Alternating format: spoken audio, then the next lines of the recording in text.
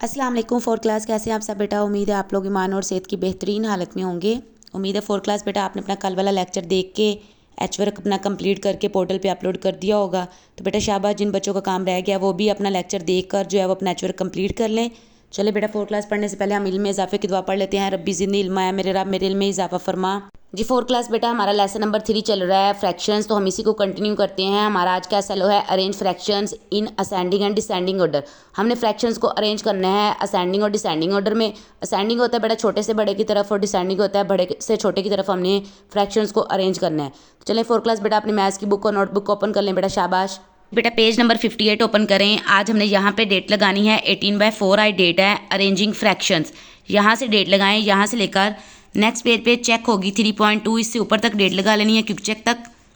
उसके बाद इस चेक 3.2 का क्वेश्चन नंबर 2 जो है इसके ऊपर भी आज की डेट लगा लें 18/4। ये क्वेश्चन कंप्लीट है। पेज नंबर 75 ओपन करें बेटा, उसके ऊपर क्वेश्चन नंबर 6 है, इसके ऊपर भी आज की डेट लगा लें और क्वेश्चन 6 कंप्लीट के ऊपर डेट लगानी है बेटा आपने।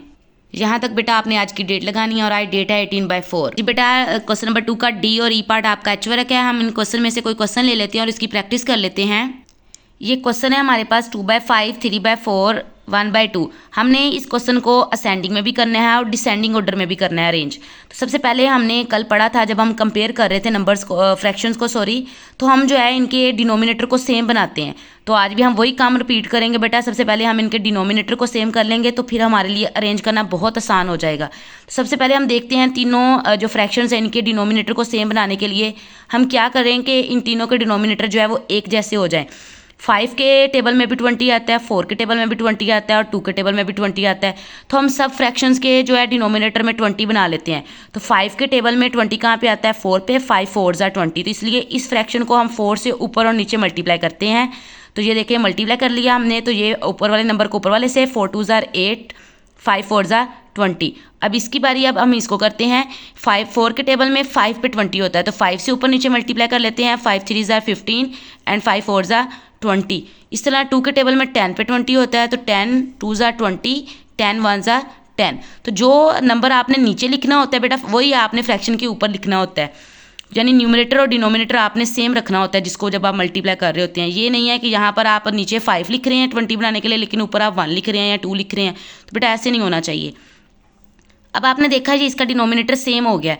जब डिनोमिनेटर सबके सेम हो जाएं तो अब इनको अरेंज करना बहुत आसान है। तो हमने देखना है सबसे पहले इनमें से सबसे छोटा कौन सा है। हम असेंडिंग ऑर्डर में करें तो सबसे पहले छोटा देखेंगे। तो ये 8 वाला छोटा है तो ये 8/20 आ कहाँ से रहा है? ये 2/5 से। तो यानी 2/5 सबसे छोटा है। उसके बाद 10 वाला आ रहा है, छोटी फ्रैक्शन 10 वाली है। तो 10 वाली किससे आ रही है? ये 1/2 से। तो ये 1/2 लिख देंगे। उसके बाद एक बच गया आपके पास 3/4 आ जाएगा। तो हमने डिसेंडिंग ऑर्डर में जब लिखना है तो हमने बड़े से छोटे की तरफ लिखना है। तो हम इसी वाली फ्रैक्शन को उल्टा करके लिख देंगे। यानी ये बड़ा है, ये सबसे पहले आ जाएगा, ये उसके बाद आ जाएगा और ये उसके बाद आ जाएगा। तो यहाँ से भी आप देख सकते हैं ये सबसे बड़ा है 15 वाला, ये 3 वाले फ्रैक्शन से आ रहा है।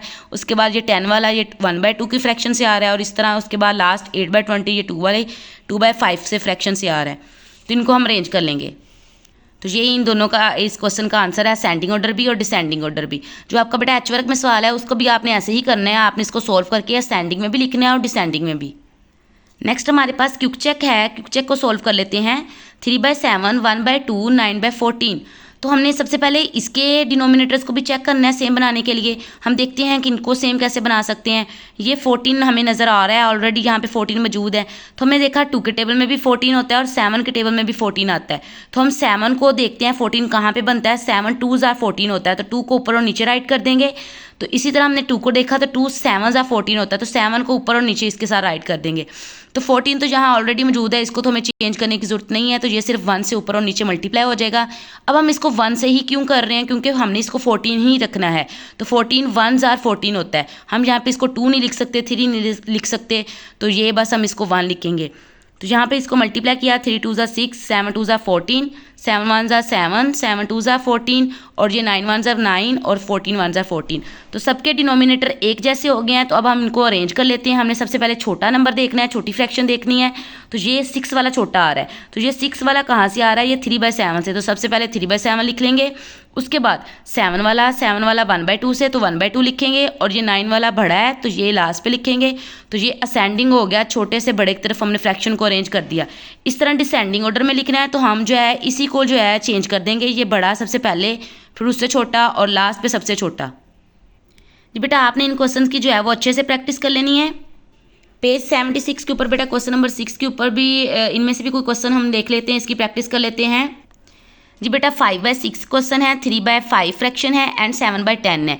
तो ये तीनों फ्रैक्शंस को भी हमने सेम बनाना है। तो सबसे पहले हमने देखा कि इनको सेम कैसे बना सकते हैं। 6 के टेबल में भी 30 आता है, 5 के टेबल में भी और 10 के टेबल में भी। तो 6 5 ज़ा 30 होता है, तो हम ऊपर और नीचे 5 से इसको मल्टीप्लाई कर लेते हैं। 5 6 ज़ा 30 होता है, तो इसको 6 से ऊपर नीचे कर लेंगे। और ये 10 3 ज़ा 30 होता है, तो 3 से ऊपर नीचे मल्टीप्लाई कर लेंगे। इस तरह 5 5 ज़ा 25, 6 5 ज़ा 30, 6 3 ज़ा 18 एंड 5 6 ज़ा 30, 7 3 ज़ा 21 हो जाएगा और 10 3 ज़ा 30।